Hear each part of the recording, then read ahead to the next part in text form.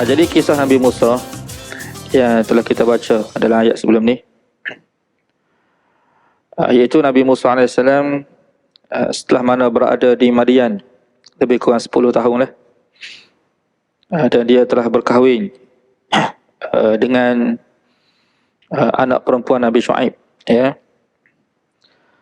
Setelah mana berkahwin, lalu dia membuat keputusan untuk kembali ke Mesir, nak balik semula ke Mesir, ya, tempat kelahiran dia.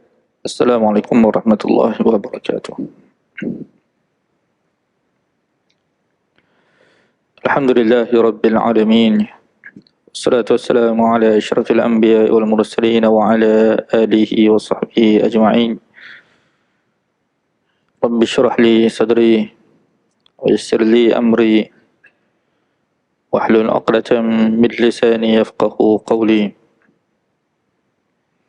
Subhanaka la ilma lana illa ma 'allamtana innaka antal alimul hakim. Wala hawla wala quwwata illa billahil aliyyil azim. Amma ba'du. Tuan-tuan, puan-puan, muslimin, muslimat, ahli jemaah yang dirahmati Allah Subhanahu wa taala. InsyaAllah pada malam ni kita akan menyambung pengajian tafsir Al-Quranul Karim, sambungan daripada kuliah yang telah kita adakan pada bulan lepas, di mana kita telah membaca tafsir daripada surah Al-Qasas, ya. Surah Al-Qasas iaitu surah yang ke-28. Dan pada bulan lepas kita telah baca ayat yang ke-30. Kita telah sampai ayat yang ke-30. Cuma dalam kuliah tersebut kita tidak sempat nak menghabiskan ayat yang kita baca ni, ayat 30. Jadi kita akan sambunglah tempat yang kita berhenti itu, kita akan sambung insya-Allah. Ayat 30 muka surat 389. Allah berfirman, a'udzubillahi minasyaitonir rajim. Falamma ataha nudiya min syati'il wadil aymani fil buq'atil mubarakati minasy-syajarati an ya Musa. Ya Musa inni anallahu rabbul alamin. Wa an alqi 'asak. فلما رآها تهتز كأنها جان ولا مدبرا ولم يعقب يا موسى أقبل ولا تخف إنك من الآمنين. Jadi kisah Nabi Musa yang telah kita baca adalah ayat sebelum ni, iaitu Nabi Musa AS setelah mana berada di Madian lebih kurang 10 tahun lah, dan dia telah berkahwin dengan anak perempuan Nabi Shu'aib, ya. Setelah mana berkahwin, lalu dia membuat keputusan untuk kembali ke Mesir, nak balik semula ke Mesir, ya, tempat kelahiran dia. Jadi dalam perjalanan pulang waktu malam, dia telah melalui Bukit Tur Sina, Tur Saina, Bukit Tur Sina. Ketika itu dia telah tengok ada unggunan api, api yang menyala di kawasan lembah, di kaki bukit, kawasan lembah bukit lah. Sebelah kanan tu arah Nabi Musa menghadap tu lah. Sebelah kanan arah Nabi Musa menghadap. Jadi Nabi Musa AS pergilah ke tempat tersebut dengan maksud untuk mendapatkan khabar berita, ya, daripada seseorang yang berada di situ. Sebab dalam ilmu Nabi Musa AS, apabila ada api di tempat yang ada api itu, tentu sekali ada orang yang menyalakan api, ya. Nabi Musa AS pergi tengok. Bila sampai di situ tidak ada orang. Tidak ada orang, ya. Jadi apabila sampai di tempat tersebut, Nabi Musa AS diseru oleh Allah Subhanahu Wa Taala. Ni ya. Jadi di sini ayat 30 ya. Nabi Musa AS diseru oleh Allah Subhanahu Wa Taala ketika itu. Saya sudah sebut dah dalam kuliah sebelum ni, jangan tanya bagaimana, macam mana, kaifiyah, jangan. Saya memang tak pandai nak cerita. Ya, sebab ini perkara yang kita tidak boleh nak bagi penjelasan. Dan perkara seperti ini pun Nabi SAW tidak bagi penjelasan. Kalau kita bagi penjelasan ni, ya, perkara yang kita tidak tahu, mana penjelasan yang kita berikan itu makna tidak jelas. Boleh jadi mengelirukan hamba Allah Subhanahu Wa Taala. Ya, sebab kenapa tuan? Sebab tidak ada sesiapa pun yang berada di sini. Ni ya. Kita tak pernah berada. Jadi nak cerita macam mana? Ya. Itu serah kepada Allah Subhanahu Wa Taala. Cuma bagaimana Allah menyuruh itu tidak penting. Yang penting kandungan, makna kalam Allah Subhanahu Wa Taala itu. Itu yang penting. Apa dia? Allah Subhanahu Wa Taala suruh Nabi Musa AS kandungan kalam Allah Subhanahu Wa Taala itu apa dia? Inni anallah, sesungguhnya akulah Allah, Rabbul Alamin, Rabb sekalian alam. Ini perkataan apa yang Allah Taala bagi tahu kepada Nabi Musa AS. Pada Allah bagi tahu, inni anallah, sesungguhnya akulah Allah, Rabb sekalian alam. Jadi ulama tafsir menyebut apa yang Allah bagi tahu kepada Nabi Musa AS isyarat kepada ilmu yang paling penting yang perlu diketahui oleh manusia dalam hidup dia. Iaitu apa dia? Mana perkara paling penting yang perlu diketahui oleh manusia dalam hidup dia.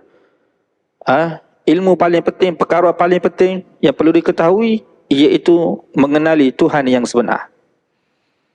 Atau kita sebut sebagai ma'rifatullah, mengenali Allah Subhanahu Wa Taala. Mengenali Tuhan yang sebenar lah, pencipta yang sebenar, Rabb yang sebenar. Rabb istilah dia, mengenali Rabb yang sebenar. Jadi mengenali Rabb ni di antara ilmu yang paling penting, paling utama dalam hidup manusia. Yang manusia perlu tahu. Sebab tu apa yang Allah Ta'ala bagi tahu, terus kita kena faham, kita kena ingat, apa yang Allah bagi tahu pada manusia adalah perkara yang penting untuk manusia tahu. Sebab ilmu yang adalah kuat, bukan ilmu biasa ni. Ilmu yang manusia perlu tahu. Ya. Kalau ditanya kepada kita, kalau kita tidak tahu, jawapannya, kalau kita tidak tahu, kekal dalam neraka. Itu natijah dia. Ilmu yang Allah bagi tahu pada manusia ni, manusia perlu tahu. Kalau sekiranya tidak tahu, kekal dalam neraka. Bermaksud apa dia? Bermaksud penting untuk manusia tahu. Ya. Kalau manusia belajar tu ya, seumur hidup dia belajar. Daripada umur 7 tahun sampai umur 13 tahun sekolah rendah. Situ dah berapa tahun dah? 6 tahun dah. Belajar pula sekolah menengah 5 tahun. Ya, 11 tahun. SPM. Selepas SPM masuk universiti. Belajar ijazah 4 tahun. Dah 15 tahun dah. Situ. Ya, sambung pula master 2 tahun. 17 tahun. Sambung pula PhD 4 tahun. 20 tahun. 20 tahun belajar. Terus ya. 20 tahun. Itu bagi yang 20 tahun belajar lah. Mungkin ada yang lebih lagi. Belajar. 20 tahun belajar ni tuan-tuan. Kalau tidak tahu siapa Tuhan dia sebenar, kekal dalam neraka. Jadi ilmu yang manusia belajar 20 tahun tu tidak boleh menyelamatkan manusia di hari akhirat. PhD ke, master ke, kalau ada 10 PhD ke, ada 20 PhD ke, tak ada. Tidak boleh nak menyelamatkan manusia. Jadi apa yang Allah Ta'ala sebut ni, ini bukan biasa-biasa ni. Allah bagi tahu kepada Nabi Musa, bukan untuk Musa. Semata-mata. Sebab apa? Sebab Allah bagi tahu kepada apa yang Allah bagi tahu pada Nabi Musa, Allah bagi tahu kepada kita. Allah cerita kepada kita. Mana Allah menghendaki supaya hamba dia tahu. Hamba dia kenal. Tentu saja ini untuk Nabi Musa AS. Ya. Perkataan yang Nabi Musa terima, perkataan pertama, makna wahyu pertama yang Nabi Musa terima apabila dia Mana ketika ni sebelum tu Nabi Musa tidak nabi. Sebelum tu Nabi Musa tidak nabi lagi, manusia biasa. Ketika ni dia jadi nabi lah, sebab dia, maksudnya Allah telah lantik dia menjadi nabi dan juga rasul, dan dia telah menerima wahyu daripada Allah Subhanahu wa taala. Dan wahyu ini, dan orang yang menerima wahyu ini adalah nabi Allah Subhanahu wa taala. Kalau dia tidak nabi, dia tidak akan terima wahyu. Manusia menerima wahyu ni adalah nabi-nabi Allah Subhanahu wa taala. Maknanya wahyu pertama yang Nabi Musa terima, iaitu apa dia? Innani anallah Rabbul alamin. Sesungguhnya akulah Allah, Rabb sekalian alam. Kalau kita tengok Nabi SAW, Nabi SAW di Gua Hira. Nabi SAW terima wahyu di Gua Hira. Nabi Musa di Bukit Tursina. Nabi SAW terima wahyu di Gua Hira. Dan wahyu pertama yang Nabi SAW terima ketika mana baginda berada di Gua Hira, wahyu apa dia? Kita maklum. Ayat pertama yang Nabi SAW terima, apa dia? Iqra bismi rabbikal ladzi khalaq. Iqra bismi rabbik. Bacalah dengan nama Rabb kamu. Rabb, Allah Subhanahu wa taala sebut. Bacalah dengan nama Rabb kamu yang berkuasa menciptakan. Maknanya Allah Taala telah bagi isyarat kepada Nabi SAW ni. Kita semua maklumlah makna ni ayat pertama yang Nabi SAW terima ni, isyarat kepada ilmu, dia panggil isyarat kepada ilmu. Sebab baca-baca ni isyarat ilmu. Maksudnya isyarat kepada ilmu yang perlu dimiliki oleh manusia. Sebab nisbah kepada ilmu yang kita nak, yang perlu, yang manusia nak miliki, yang diperolehi oleh manusia ni, biasanya kita perolehi melalui pembacaan. Jadi kita baca ni, baca tu dengan erti kata ilmu lah. Baca dengan maksud untuk mendapatkan ilmu. Baca dengan makna tahu. Itu maksud dia. Sebab tu kita biasa tu sekalian, kita suruh anak kita baca buku. Alung baca buku, Angah baca buku. Ya, ataupun kita kata cikgu bagi tahu kepada pelajar dia baca buku. Yang dikendaki daripada baca tu apa dia? Yang dikendaki daripada baca tu. Yang dikendaki daripada baca itu adalah ilmu, tahu. Kan? Seorang ayah menyuruh anak dia membaca, cikgu suruh anak dia membaca dengan maksud supaya anak dia tu tahu. Jadi yang dikendaki baca di sini maknanya tahu. Tahu tentang apa dia? Nak tahu tentang apa? Perkara yang paling perlu diketahui oleh manusia, nama Tuhan yang sebenar. Siapa dia nama Tuhan yang menciptakan sebenarnya, yang menciptakan manusia? Sebenar. Ini penting kita nak bagi tahu ni. Biar tahu. Maksudnya gini tak? Dalam hidup kita sebagai manusia ni, kalau kita perhati, dalam Quran ni kita akan perhati, bila kita perhati kita akan jumpa dan kita akan faham. Perkara yang paling utama yang perlu kita tahu tu, kalau kita nak belajar, kan, iaitu siapa dia cipta kita? Jawapan soalan dia, siapa dia cipta kita ni sebagai manusia ni? Siapa dia cipta kita? Tu. Jawab yang tu dululah. Jawab yang tu. Jadi, yang kita nak menjawab soalan ni lah Allah Subhanahu wa taala bagi tahu kepada manusia ni. Sebab tu Allah sebut bacalah dengan nama Tuhan kamu yang menciptakan. Maknanya Allah Subhanahu wa taala nak manusia mengetahui siapa dia pencipta. Utama sekali pencipta diri dia sendiri. Biar tahu siapa dia cipta kita. Sebab tu kalau tuan-tuan tengok dalam surah Baqarah, ayat pertama sekali Allah perintah kepada manusia. Ayat perintah dia panggil, ayat perintah. Dalam Quran tu ayat perintah. Allah arahkan pada manusia ni, kan? Apa dia? Itu ayat 21 surah Baqarah. Allah Subhanahu wa taala sebut apa dia? Sebelum tu Allah bagi penjelasan. Allah bagi penerangan, Allah bagi penjelasan. Kemudian Allah Taala sebut dalam ayat 21, ya ayyuhan nasu'budu rabbakumul ladzi khalaqakum. Wahai manusia, sembahlah Rabb kamu yang telah menciptakan kamu. Sembahlah Rabb kamu yang telah menciptakan kamu. Maksudnya, kan, kalau ditanya, maksudnya dia kena timbulkan satu persoalan. dalam hidup manusia ni, sama ada diri kita sendiri ataupun anak kita, kita kena ajar kepada anak kita tu sebenarnya. Setelah mana kita faham, kita ajar anak kita. Kita sendiri pertama kita kena faham. Ya, kalau kita kena ajar anak kita, siapa dia cipta manusia? Ajar dulu anak kita yang tu. Sebelum kita ajar bahasa Inggeris, matematik, fizik, kimia, bio, apa itu kemudian. Mula-mula sekali ajar apa dia? Siapa dia cipta kamu? Ayah, bukan ayah cipta kamu, bukan ibu cipta kamu. Allah cipta kamu. Biar anak kita tu tahu tu asyik. Allah cipta ni diri kita. Allah cipta ayah, Allah cipta ibu, Allah cipta kamu. Bila sudah diketahui Allah cipta kamu, maka kamu sembah dia. Bukan sembah ayah, bukan sembah berhala, bukan sembah apa, semua sembah dia, sembah pencipta dia panggil. Ini Allah ajar kita ni tuan, supaya kita kenal siapa dia, Rabb kita yang sebenar.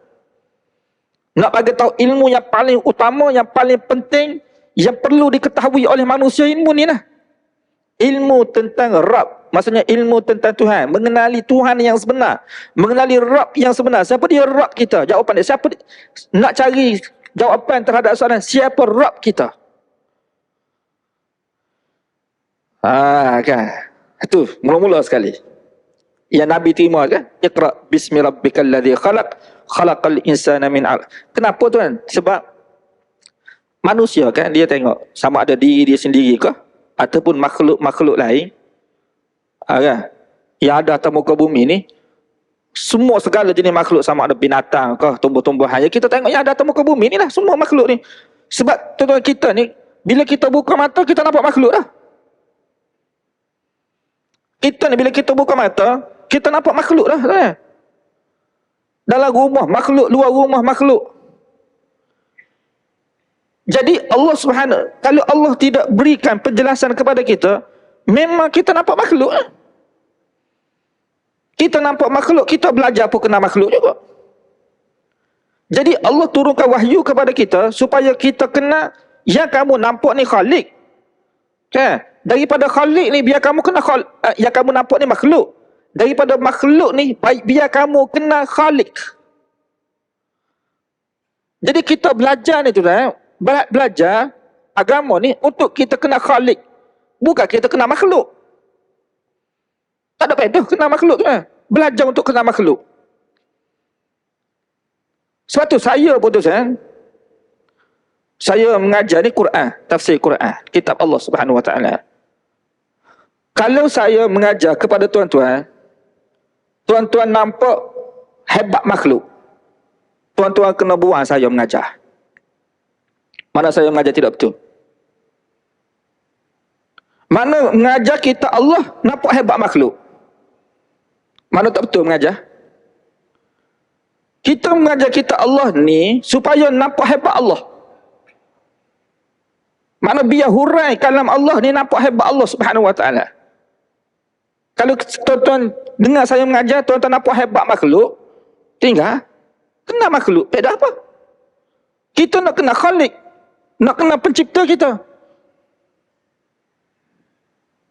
Jadi di sini Allah Subhanahu Wa Taala ajar kita kena pencipta kita yang sebenar.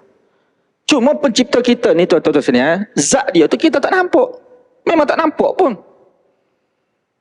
Allah Subhanahu Wa Taala tidak mengendaki kita ni kenal zat dia, nampak zat dia. Kalau Allah Taala kendaki, lama dah Allah Taala tajallinya. Allah Taala tidak tajalli. Mana dia pun dia mengendaki kita kenal dia, bukan kenal zat macam kita tengok makhluk. Nak kenal gajah begini rupa dia, nak kenal kita kata, memang kalau kita nak kenal makhluk, kita kena tengok makhluk. Makhluk ni kalau kita terus dia, kalau kita tidak tengok makhluk sekalipun, kita tidak akan kenal rupa bentuk makhluk. Nak kenal makhluk tu maknanya kita kena tengok makhluk. Itu makhluk. Khalik tidak seperti itu. Mana Allah Subhanahu Wa Taala nak kita kenal dia ni dari sudut yang kita cerita tadi. Kan? Mana kenal? Kalau kita kata wujudnya kita ni kan, wujudnya kita ni, makna adanya kita ni, ada kita ni, dia bukan ada terjadi sendiri begitu. Kena faham. Kita mana dia hukum akal kita tu. Hukum akal ni mana, sebab dalam Allah bagi akal kepada kita kan. Bila ada akal, dia akan ada hukum akal. Istilah kita, hukum akal. Ya? Jadi hukum akal ni tu dia akal ni tidak akan terima adanya sesuatu perkara sendiri gitu. Contohnya kita kata cawan ni kan, cawan ni. Tuan-tuan tengok cawan ni ada ke tidak ada? Ada. Ada tu sebab kita tengok tu ada lah. Ada lah. Okey, ada cawan. Tuan-tuan boleh terima tak? Ada cawan ni, cawan tu jadi sendiri. Hukum akal kita boleh terima tak? Tak boleh terima. Dia kata tidak logik. Mana akal tidak akan boleh terima kalau diberitahu kepada kita cawan ni jadi sendiri, bulat lah guna kaca seperti ni. Meja ni terjadi sendiri, kipas jadi sendiri. Siapa dia di kalangan manusia boleh terima kalau diberitahu jadi sendiri, tuan-tuan sini. Semula jadi, kita kata semula jadi itu dengan makna jadi sendiri. Kan? Orang kafir pun tidak akan terima. Berdasarkan hukum akal, bila ada cawan, mesti ada pencipta kepada cawan ni. Orang yang mencipta cawan ni. Betul ke tidak betul? Betul. Itu hukum akal. Oleh kerana pada akal manusia ni sudah menerima perkara seperti ini, lalu Allah Subhanahu Wa Taala zahirkan kepada manusia, tuan, makhluk-makhluk yang ada atas muka bumi ni, lalu berdasarkan akal manusia, terusnya, ya, boleh tak kalau dikatakan matahari itu jadi sendiri?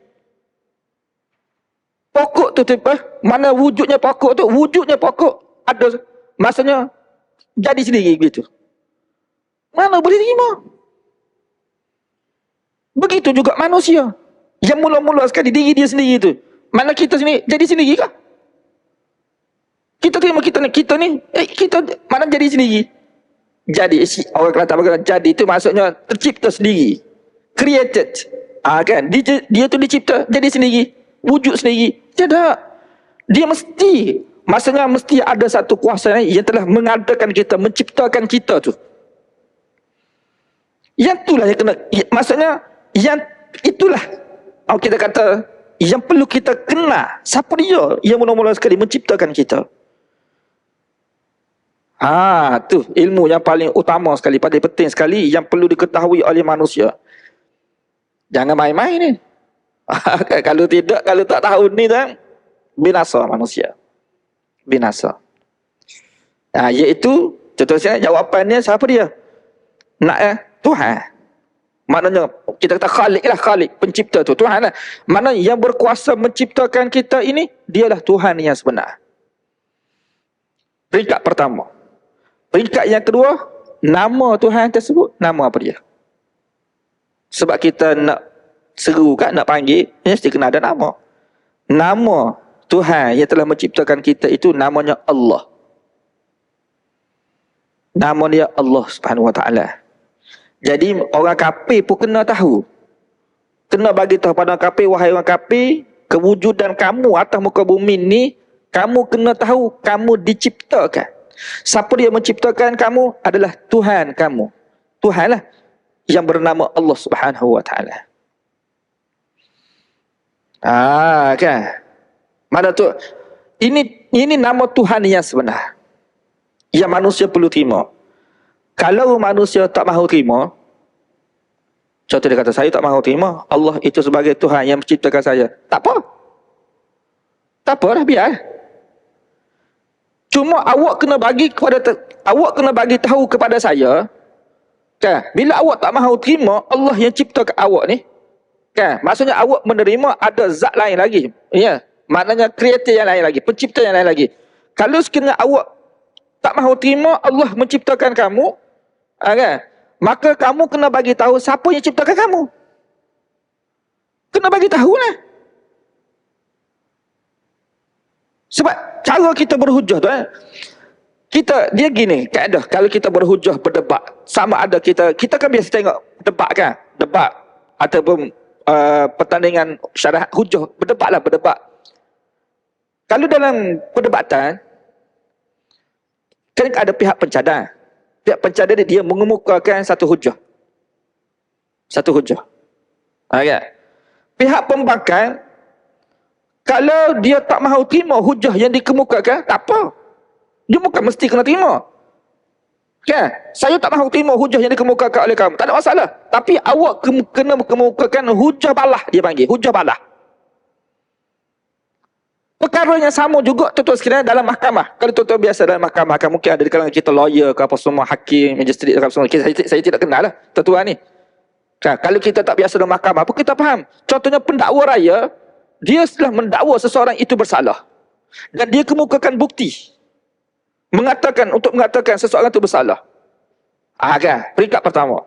Jadi peguam bela dia, kan? Bila dia nak membela, mana dia nak membalas dakwaan tersebut, nak menafikan dakwaan. Jadi bila dia nak menafikan dakwaan, dia kena kemukakan hujah dan untuk mengatakan anak guam dia tidak bersalah. Ini kaedah dia dah. Betul tak betul tuan-tuan? Betul. Tuan-tuan kena kata betul lah. Dia kaedah dia seperti itu dah. Begitu juga tuan-tuan, dah Allah Subhanahu Wa Taala mendakwa dia sebagai Rabb yang sebenar, Tuhan yang sebenar, yang telah menciptakan semua makhluk ni yang perlu diterima oleh manusia.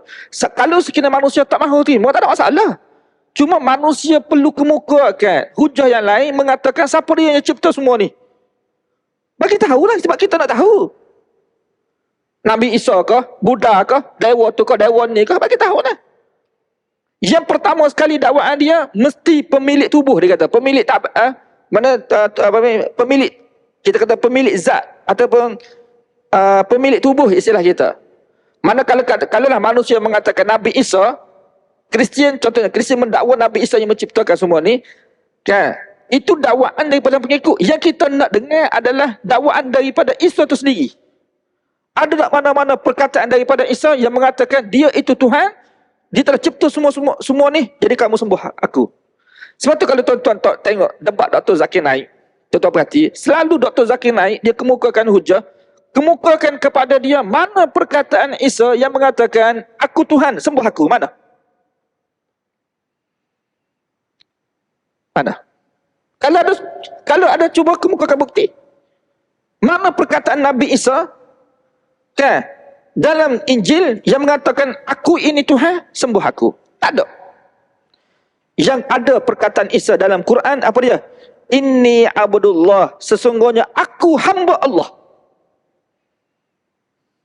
Mana perkataan aku Allah? Mana? Tak ada. Tuan-tuan cari, baca Quran pada awal sampai akhir. Tak jumpa perkataan dalam Quran. Dalam Quran, dalam kitab Injil tu, cuba bagi tahu lah.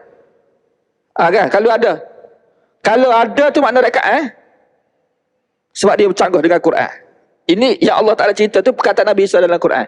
Inni abdullah ataniyal kitab wa ja'alani nabiyya. Sesungguhnya akulah hamba Allah Subhanahu Wa Taala. Allah akan berikan kepada aku kitab dan Allah akan jadikan aku ini nabi dia. Ini perkataan Nabi Isa dalam Quran. Ataupun kita nak kata makhluk-makhluk yang lain, Buddha ke apa semua. Bagi tahu perkataan Buddha sendiri kah? Yang mengatakan dia Tuhan. Kalau ada perkataan itu Tuhan, contohnya dia kata saya sebagai Tuhan. Bila dia katakan dia sebagai Tuhan, dia kena buktikan apa yang dia telah buat. Contoh, saya kata saya sebagai Tuhan. Contoh kan. Saya kena buktikan sebagai Tuhan ni apa yang saya telah buat. Apa yang telah saya cipta. Betul kalau tuan-tuan tengok dalam Quran. Bila Fir'aun kan, dia mengaku sebagai Tuhan. Ana rabbukumul a'la, dia kata. Akulah Tuhan kamu yang maha tinggi, dia kata. Nah kan. Apa berlaku? Allah Subhanahu Wa Taala datangkan katak belalang, katak di Mesir ketika tu. Belalang contohnya Allah Taala datangkan belalang. Penuh belalang di Mesir merosakkan tanaman-tanaman rakyat Mesir ketika tu. Jadi Nabi Musa AS cabarlah Firaun. Kalau kamu betul Tuhan, kamu hilangkanlah belalang. Kalau kamu betul Tuhan, kamu hilangkan belalang yang ada. Firaun boleh buat? Tak boleh buat. Tak boleh buat. Patut tidak boleh buat. Tuhan apa tak boleh buat? Dia Tuhan itu. Yang kita kata Tuhan, sifat yang wajib ada pada Tuhan, sifat utama. Kita kena faham. Tuhan ni, sifat utama Tuhan tu kan, dia berkuasa menciptakan. Itu Tuhan. Maksudnya kalau katalah ada di kalangan makhluk nak mengaku jadi Tuhan, ikut tak apa. Tapi awak kena buktikan apa yang telah awak cipta. Kena buktikan. Sebab Tuhan dia boleh mencipta. Allah Ta'ala cabar manusia. Ahum yakhluqun. Apakah sembahan yang disembah oleh manusia itu boleh menciptakan? Cipta. Kalau boleh cipta. Jadi bagi tahu kepada manusia ni, apa Tuhan itu telah cipta. Langit Allah cipta. Bumi Allah cipta.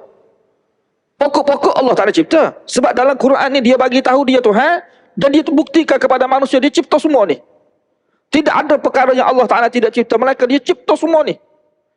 Pasir, yang halu yang nampak, yang tidak nampak, semua dicipta semua. Tidak ada perkara yang tidak diciptakan. Semua dicipta. Jadi bagi tahulah pada sini. Kita nak tahu, memang kita nak tahu kalau ada Tuhan lain lagi. Sebab sekarang yang kita tahu sekarang ni, Tuhan yang sebenar Allah saja. Kalau orang kafir tak mahu terima Allah tu sebagai Tuhan dia, pencipta dia, bagi tahulah. Itu kaedah dia. Itu pertama, peringkat pertama. Mengenali pencipta. Yang kedua, kan, bila Allah cipta makhluk ni, bila Allah cipta makhluk, berlaku pada makhluk ini dia panggil, berlaku pada alam yang Allah Ta'ala cipta ni dia panggil pengurusan, tasarruf. Tasarruf ni maksudnya pengurusan alam. Maksudnya kita kena kemukakan. Pertama, kita kemukakan soalan siapa yang cipta makhluk. Kan? Bila dapat jawapan tu, soalan yang kedua, siapa yang urus tadbir semua makhluk ni? Siapa yang urus tadbir? Sebab pada alam ni, kenapa? Sebab akal manusia, kan, dia tidak akan terima sesuatu ni dia boleh diurus sendiri. Dia mesti kena ada pengurus. Kita tak payah cerita alam ni lah tuan. Company kita, syarikat kita, mana-mana syarikat atas muka bumi ni, sama ada di Malaysia, di luar negara kita dan di mana-mana saja, atau syarikat kecil ataupun besar, dia mesti kena ada pengurus. Hukum akal kita. Sesuatu company dia tidak berjalan dengan sendiri gitu. Kita cipta satu company, mana kita biar running sendiri. Dia mesti kena ada pengurus. Pengurus tu adalah yang paling utama sekali dalam company itu. Lepas tu kalau kita tengok kan, kita kata sama ada company kecil ke company besar, dia akan ada, kita panggil pengurus besar, CEO, tak kira lah. Mana yang bertanggungjawab untuk mengurus tadbir, dia panggil mengurus tadbir. Dia mesti kena ada pengurusan. Cuma dalam istilah yang diberikan pada perkara tersebut mungkin berbezalah. Ni CEO, yang ni pengurus besar, yang ni mudir bagi sekolah. Yang menguruskan sekolah itu kita panggil pengetua, guru besar, mudir. Bahagian masjid ni kita panggil nazir. Kan? Maksudnya dia mesti kena ada pengurusan. Mesti kena ada. Kalau tidak terusnya, hancur lebu. Rosak. Kalau tidak ada pengurusan, hancur lah tu. Tuan-tuan sini pun boleh fikir kan. Sekolah tak ada guru besar. Company syarikat tidak ada CEO, tidak ada ketua, tidak ada yang boleh mengarahkan itu, tidak ada yang mengurus tadbir. Mana boleh hidup seperti itu? Hukum akal kita. Begitu juga alam tu saya. Alam ni. Tidakkah alam ini dia mesti kena ada pengurus? Mana ada berlaku sendiri, matahari terbit sendirilah, hujan turun sendirilah. Kalau tidak ada pengurusan, akan hancur alam ini. Mana yang Allah Ta'ala sebut dalam ayat lain? Kan? Kalau ada dua Tuhan, akan hancur. Dia sama ada pengurusan ni kan? Pengurusan ni dia gini kaedah pengurusan. Pengurusan ni, dalam pengurusan, yang pengurus besar ni dia mesti kena suara. Dia kaedah dia gitu dah. Dia tidak boleh ada dua perkara. Sama ada tidak ada pengurus besar ataupun ada dua pengurus besar. Tak boleh ada. Dia mesti, kalau kata guru besar seorang aja. Penolong kanan 10 orang tak apa. Guru besar seorang. Dia tidak boleh ada guru besar 2 orang. Begitu juga Perdana Menteri. Kok tu yang manusia berebut jadi Perdana Menteri sebab Perdana Menteri seorang. Dia mesti kena seorang.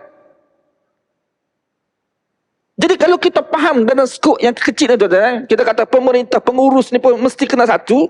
Tidak boleh ada 2. Kan? Contoh nazir masjid ada 2. Kan? Tentu-tentu jumpa nazir masjid ada 2. Tak mesti seorang je. Timbalan nazir kita kata bahagian bawahan tu ada banyak, tak apa. Yang paling atas sekali. Mesti kena seorang.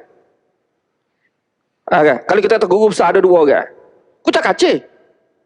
Kucak kacir tu sebenarnya.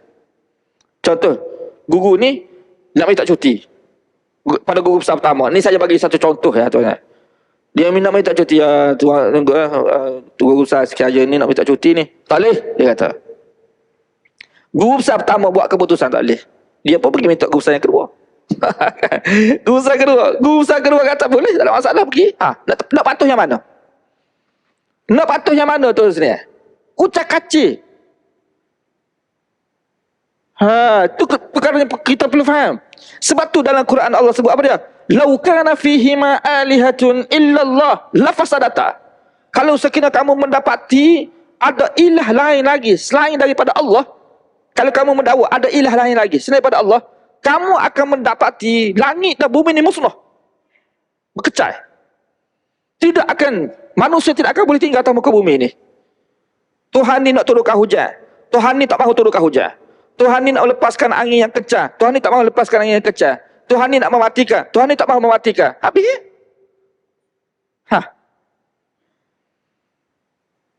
Ini hukum akal kita tu Ustaz. Hukum akal. Kita tidak mengambil kira hukum nakli ni, hukum Quran apa semua tidak lagi ni. Sebab kalau kita belajar akidah, dia bagi dalil kan ada dua. Satu dalil nakli, mana dalil yang kita nukilkan daripada wahyu. Kan? Yang kedua dalil akli, dalil akal kita. Dalil akal ni makna logik ke tidak logik, apa yang secerita tu betul ke tidak betul. Kan? Jadi apabila betul, makna kamu kena terima bahawasanya Tuhan yang sebenar tu dia mesti satu je. Dia tidak boleh ada dua, tiga, empat, lima. Dan Allah Subhanahu Wa Taala mendakwa dia sebagai Tuhan, mana kamu kena terima. Kalau kamu tak mahu terima, mana kamu kena terima Tuhan tu satu. Jadi Tuhan yang satu tu siapa dia? Nama apa kita nak tahu nama dia? Saya pun nak tahu, tuan-tuan pun mesti nak tahu. Sebab dia tidak akan jadi dua, boleh ada dua Tuhan. Sebab tu kalau tuan-tuan tengok dalam ayat yang lain, bila Namrus kan dalam Quran, Namrus dia mengaku dia sebagai Tuhan. Alam tara ila alladhi hajja Ibrahim fi rabbih an ataahu Allahul mulk. Idh qala Ibrahim rabbi alladhi yuhyi wa yumit. Qala Ibrahim qala ana uhyi wa umit. Qala fa inna Allah ya'ti bisyamsi minal masyriqi fa'ti biha minal maghrib fabuhital ladzi kafar. Kamu tak berhati tengok kah tentang seorang manusia yang Allah berikan kuasa pemerintahan kepada dia? Dia ni berdebat dengan Ibrahim. Berdebat dengan Ibrahim tentang Tuhan. Tengok tentang Tuhan. Alam taru ila alladhi hajja Ibrahim fi rabbih. Kan? Kamu tak tengok kah tentang manusia yang berdebat tentang Rabbnya? Nak mengenali Rabb yang sebenar. Di waktu Ibrahim tu kata, qala Ibrahim rabbiyalladzi yuhyi wa yumit. Pada Nabi Ibrahim dia bagi tahu sifat Tuhan yang sebenar ni, dia berkuasa menghidupkan dan mematikan. Di waktu Ibrahim berkata kepada manusia ketika itu, Tuhan aku ini berkuasa menghidupkan manusia dan mematikan manusia. Namrus pun kata Namrus, ana uhyi wa umit. Aku pun boleh menghidupkan, aku pun boleh mematikan. Dia kata, aku pun boleh menghidupkan, aku pun boleh mematikan. Makna tak tahu tu. Dia menyatakan dia menghidupkan, dia mematikan. Sedangkan menghidupkan, mematikan itu sifat Tuhan. Ia bukan sifat makhluk. Makhluk tidak boleh menghidupkan, makhluk tidak boleh mematikan. Tak boleh nak mematikan. Ni adik saya pernah satu ketika dia sembelih itik tu. Dia sembelih itik. Lepas sembelih tu dia cari itik tak berjumpa. Tak berjumpa dia. 10 minit 20 minit lepas tu tengok itik tu duk berlari lagi sebenarnya. Duk berlari. Duk kejar pula itik tu. Berapa? 2-3 jam lepas tu baru mati. 2-3 jam baru mati. Jadi dari sudut nak mematikan, menghidupkan sama juga. Nak menghidupkan, nak mematikan. Namrus kata, aku menghidupkan, aku mematikan. Ibrahim kata, tak cerdik. Tak cerdik ni. Dia kata apa dia? Qala fa inna Allah ya'ti bisyamsi minal masyriqi fa'ti biha minal maghrib. Wahai Namrus, Sesungguhnya Rabb aku, Tuhan aku ini, Allah Subhanahu wa taala, dia telah menerbitkan matahari di sebelah timur dan menenggelamkan di sebelah barat. Fa'ti biha minal maghrib. Kalau kamu mengaku kamu juga Rabb seperti Allah, maka kamu keluarkan, terbitkan matahari di sebelah barat. Masa kamu berkuasa menerbitkan matahari di sebelah barat. Kalau betul kamu Tuhan, boleh buat? Buat. Kalau Tuhan sungguh, dia boleh buat. Betul, dalam hadis Nabi SAW sebut kan, akan datang satu masa ni matahari terbit sebelah barat. Siapa dia berkuasa menerbitkan sebelah barat matahari? Siapa dia? Allah.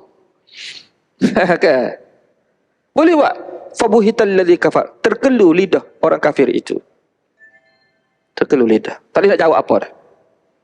Tak boleh jawab ketika tu. Maknanya apa dia? Pembohongan berlaku. Pembohongan berlaku. Azan kah? Belum lagi. Azan. 5 minit lagi. Ini tentang Rabb. Maksudnya dari sudut penciptaan, dari sudut pengurusan. Akidah kita, dalam akidah kita tuan, yang berkuasa menciptakan makhluk ini dan mengurus takbir ini, siapa dia? Allah sahaja. Kita tidak boleh menanggap, maksudnya beriktikad Allah cipta, orang lain urus. Jangan. Lamakah ada akidah kita ni kata Allah Ta'ala cipta, dia fikir Allah ni macam makhluk kan. Kadang-kadang kita gini, kita sebagai pemilik, kita yang wujudkan company, kita lantik orang lain urus. Kan? Ada juga manusia seperti itu, dia malas nak urus, dia lantik orang lain urus. Dia lantik kawan dia ke, sahabat dia ke. Jadi pengurus pada syarikat tu orang lain lah. Tapi pemilik syarikat tu sebenarnya milik orang lain. Ada juga manusia seperti itu. Jadi dalam akidah kita jangan seperti itu. Jangan pula kita beriktikad Allah Ta'ala cipta makhluk ni, maknanya urusan pentadbiran, pengurusan alam ni makhluk yang urus semua. Malaikat ke, nabi-nabi ke, wali-wali ke. Sebab ada juga manusia yang mengajar, terusnya yang mengatakan urusan ini adalah, maksudnya pengurusan alam ini dilakukan oleh wali-wali Allah Subhanahu wa taala. Ini syirik. Ia bercanggah dengan makna Rabb sebenar. Dalam akidah kita tu, saya sebelum ni mungkin saya sudah sebut, dan saya akan ulang lagi lah. Sebab perkara penting ni kita ulang banyak kali pun tak apa. Dalam akidah, bila kita belajar akidah, kita mesti kena faham dua kalimah ni, dua lafaz. Pertama, lafaz Rabbun.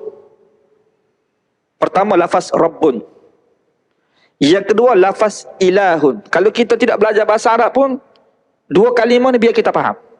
Sebab memahami dua kalimah ini akan membawa kita memahami akidah yang sebenar. Kan? Sebab Allah Subhanahu wa taala sebut dalam Quran dua lafaz ni. Satu lafaz Rabbun, satu lafaz Ilahun. Dua lafaz ini bukan merujuk kepada dua zat. Bukan. Kita jangan kata Rabbun zat yang lain, Ilahun zat yang lain. Zat yang sama je. Tapi digunakan dua lafaz ini untuk memberitahu kepada manusia hakikat Tuhan sebenar pada dua lafaz ini. Ya, Allah Ta'ala sebut dalam Quran. Qul a'udzu birabbin nas, malikin nas, ilahin nas. Rabbin nas, ilahin nas. Itu bukan dua zat yang berbeza, zat yang sama.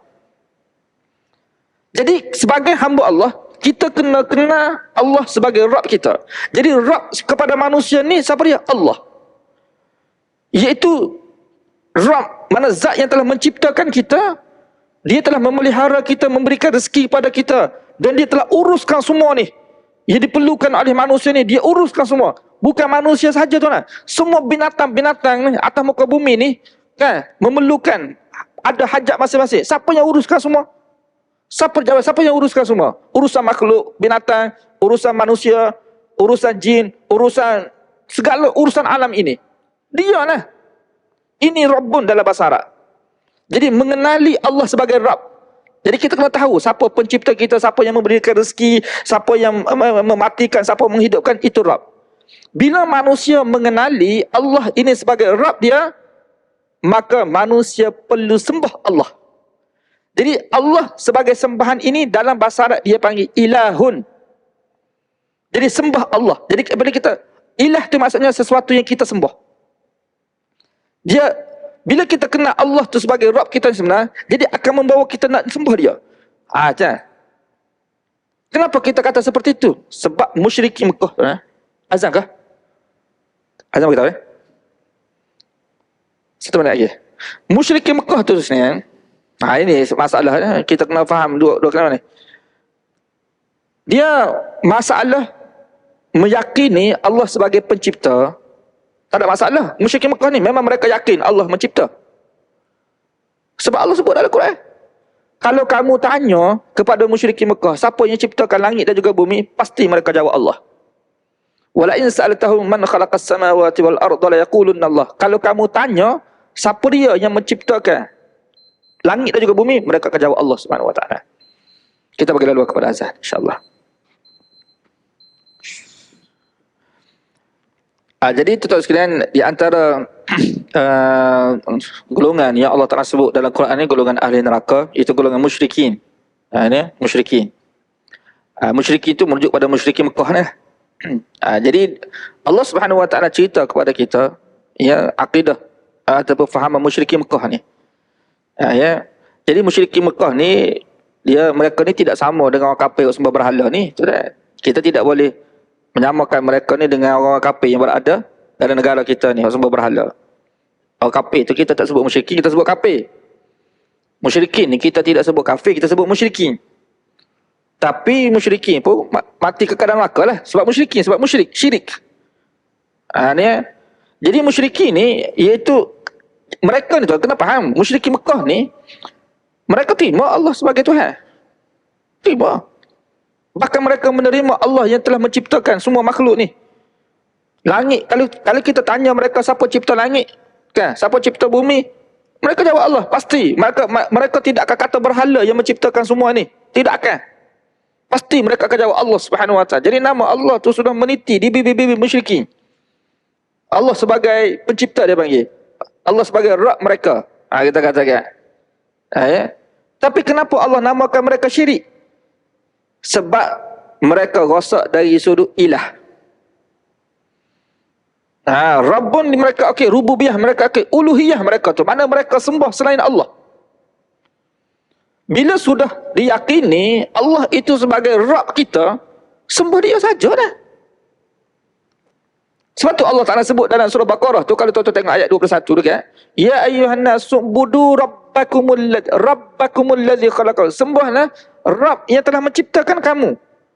Maksud bila kamu sudah mengakui Allah itu sebagai Rabb kamu, maka kamu kena sembah dia sahaja. Sembah dia sahaja.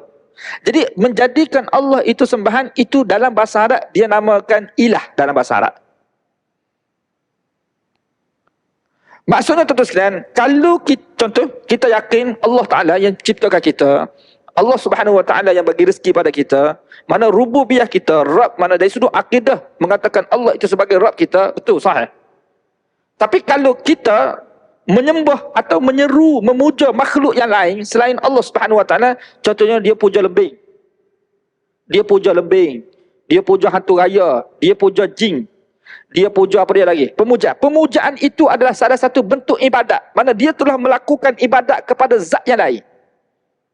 Bila dia telah melakukan pemujaan ataupun apa-apa saja bentuk ibadat kepada zat yang lain, maka dia telah menjadikan zat itu ilah dia.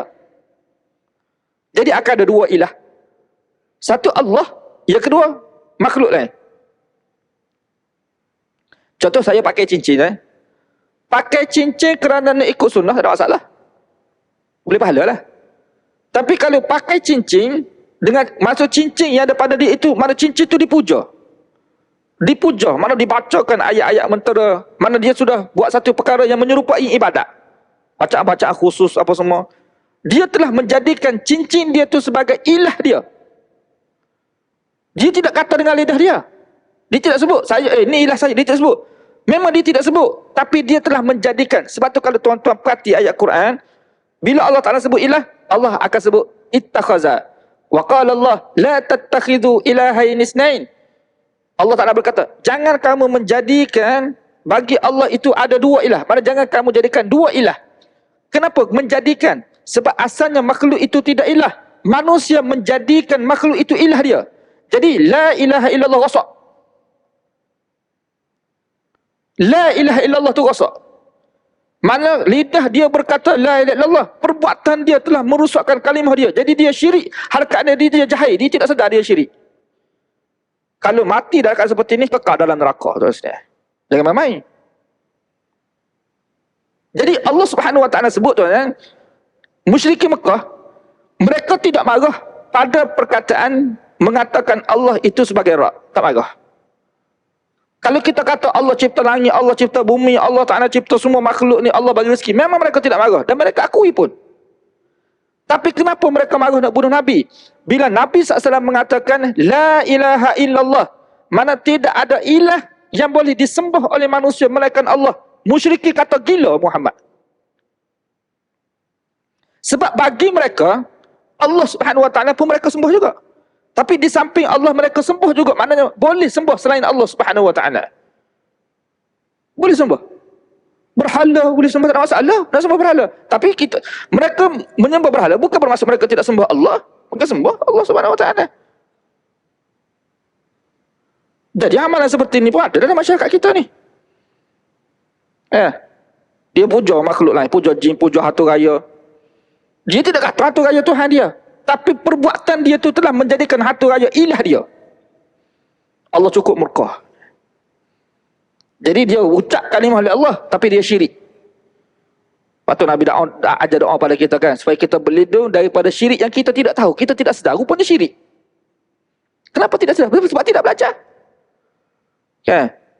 Na'udzubika min an nusyrika bika syai'an la na'lamu wa nastaghfiruka lima la na'lamu. Aku minta ampun wahai Allah terhadap dosa yang kami minta ampun terhadap dosa yang kami tahu dan yang kami tak tahu. Mana dengan sebab jahil ni manusia buat dosa. Dengan sebab jahil manusia melakukan dosa besar. Menyebabkan dia kekal dalam neraka. Tak sedar. Akidah terusnya. Ini ilah. Sebab itulah bila Nabi kata la ilaha illallah, Muhammad gila. Aj'alal alihata ilahan wahida inna hadza la syai'un ujab. Adakah Muhammad menjadikan sembahan-sembahan, sebab mereka meyakini sembahan tu banyak, tak ada masalah, nak sembah apa pun tak ada masalah. Kan? Sebelum kedatangan Nabi, tiba-tiba bila Nabi SAW datang, Nabi kata tidak ada sembahan melainkan Allah sahaja. Atas perkataan yang diucapkan oleh Nabi ni, Muhammad gila, perlu dipacung kepala. Ini perkataan yang menyakiti hati golongan musyrikin Mekah, iaitu la ilaha illallah. Ilah. Ilah, perkataan ilah tu. Sebab tu kalimah tauhid, tuan-tuan, kalau sebut kalimah tauhid, apa dia? La ilaha illallah. Ini kalimah tauhid. Kalimah inilah yang menjamin hamba Allah untuk masuk syurga. Kalau kita kata Allah Tuhan saya, itu bukan kalimah tauhid. Lepas tu bila kita talqin orang mati, tuan-tuan, kan? Kita jangan talqin Allah Allah. Sebab itu bukan lafaz tauhid. Kita kena talqin la ilaha illallah. Itu kalimah tauhid. Lepas tu dalam hadis Nabi kata, man kana akhiru kalamihi la ilaha illallah dakhala al-jannah. Sesiapa yang akhir kalam dia dapat ucap kalimah la ilaha illallah, wajib atas dia itu syurga. Mana Nabi bagi jaminan, mana dia ni ahli syurga. Sebab tu orang yang mati boleh mengucap ni, kita boleh cop dia ni ahli syurga. Atas jaminan Nabi SAW. Adapun orang tidak boleh mengucap, kita tak ada jamin. Jadi talqin la ilaha illallah Muhammadur Rasulullah pun tak perlu. Sebab Nabi sebut kalimah tauhid. Dia kena faham kalimah tauhid la ilaha illallah saja. Yang kita ucap la ilaha illallah Muhammadur Rasulullah, itu kalimah syahadah dia panggil. Syahadatain, kalimah persaksian. Untuk mensabitkan kita ni Muslim, tuan-tuan, jadi kita kena ucap dua kalimah syahadah. Tapi untuk mentauhidkan Allah, satu kalimah saja. Itu kalimah tauhid. Kalimah tauhid bukan la ilaha illallah Muhammadur Rasulullah. Dia la ilaha illallah saja. Ini mentauhidkan Allah Subhanahu Wa Taala. Itu makna tauhid. Jadi dua lafaz ni, tuan-tuan, saya akan datang ni kita akan hurai dengan lebih detail lagi daripada ayat surah Qasas ni. Ayat 3 kita malam ni kita berhenti ayat 30. 31, 32 ni kita akan hurai lagi, kan? Sebab Allah Ta'ala sebut dalam ayat 30 ni kan, inni anallahu rabbul alamin. Sesungguhnya akulah Allah rabbul alamin, Rabb sekalian alam. Jadi ayat selepas tu Allah Taala hurai makna Rabb. Jadi Rabb ni begini sifat dia. Dia berkuasa menukar kejadian daripada hidup, mengeluarkan sesuatu yang mati jadi hidup. Itu Rabb. Mengurus, sebab dalam pengurusan dia akan berlaku perubahan. Dia tidak statik. Jadi Allah buktikan, kamu tengok wahai Musa, kamu campur tongkat kamu, tukar jadi ular. Itu perbuatan siapa dia? Perbuatan Rabb lah. Mana kena Allah itu sebagai Rabb tu. Kita akan baca ke datang ni. Jadi dalam akidah tu, dua perkara ni cukup penting. Mana dua lafaz perlu kita faham. Itu lafaz Rabbun, iaitu lafaz yang kedua lafaz ilahun dalam bahasa Arab. Walaupun kita tidak pandai bahasa Arab, tapi dua lafaz ni kita kena faham. Barulah kita akan faham makna sebenar akidah tauhid yang Allah perjelaskan dalam Quran. Cuma kita kena faham tu sebab apa? Sebab dalam bahasa kita tidak ada makna yang sesuai untuk diterjemah. Rabbun dengan ilahun ni tidak ada makna yang sesuai. Bahasa kita tu, sebab bahasa kita miskin. Dia bahasa selain Arab ni tu miskin semua. Bahasa Arab saja kaya. Sebab tu bahasa Arab ni, bila Allah Ta'ala sebut kalimah ni, makna dia sudah lengkap lah. Cuma nak memahami makna ni, kita kena hurai. Kenapa kita kena hurai? Sebab kita tidak ada kalimah nak menterjemah. Oleh kerana itu, bila kita terjemah perkataan Rabbun, kita terjemah Tuhan. Ilahun pun Tuhan juga. Jadi makna sama lah. Rabbun kan. Qul a'udzu birabbin nas. Aku berlindung dengan Tuhan manusia. Malikin nas, yang menguasai manusia. Ilahin nas, Tuhan kepada manusia. Jadi sama Tuhan. Sebab kita tidak ada kalimah yang lain untuk nak sebut sama makna. Oh dahsyat. Bahasa Arab ni kalau kita belajar, kita akan rasa takjub, kita akan rasa hebat. Saya tidak mahir, tidak pandai bahasa Arab, tapi kita belajar. Jadi kita tahulah sikit sebanyak. Terus kan? Dia bahasa Arab ni, saya bagi satu contoh tu, unta saja ni dia ada 70 perkataan. Kita unta kan? Unta ke apa dia orang Arab tidak. Unta yang beranak 3 kali nama dia lain. Unta yang beranak 7 kali nama dia lain. Unta yang beranak jantan saja nama dia lain. Kita tak ada. Kita unta tak kira beranak berapa kali pun. Unta situ dia ada hamil, ada wasilah, ada apa panggil tu dia ada perkataan dia tu. Tu dalam bahasa. Mana kaya kalimah. Bahasa yang kaya tu. Kaya tu mana cukup ada kalimah tu. Jadi bila Allah Ta'ala sebut Rabbun, dia ada makna tertentu pada lafaz ini. Dalam akidah, ilahun pun sama juga. Mudah-mudahan Allah berikan kefahaman kepada kita. Kita doa pada Allah. Allah berikan kefahaman kepada kita insyaAllah. Jadi untuk malam ni kita berhenti setakat ni lah. Terus ayat 30. Dan kita akan sambung kuliah. Ayat seterusnya dalam kuliah akan datang. 2-3 ayat kita akan baca ni berkaitan dengan akidah lah. Penjelasan tentang akidah. Ya Allah Ta'ala ajar pada Musa AS. InsyaAllah kita akan sambung dalam kuliah akan datang. Apa yang baik itu daripada Allah Subhanahu Wa Ta'ala. Segala kelemahan, kekurangan daripada diri saya sendiri, mohon ampun kepada Allah. Dan minta maaf dari tutup kita. Jumpa lagi insyaAllah. Billahi taufiq wal hidayah. Assalamualaikum warahmatullahi wabarakatuh. Alhamdulillahi rabbil alamin. Wassalatu wassalamu ala asyrafil anbiya'i mursalin wa ala alihi wa sahbihi ajma'in. Allahumma faqihna fid din wa 'allimna at-ta'wil wahdina ila sawa'is sabil. Rabbana atina fid dunya hasanah wa fil akhirati hasanah wa qina azabannar. Alhamdulillahi rabbil alamin.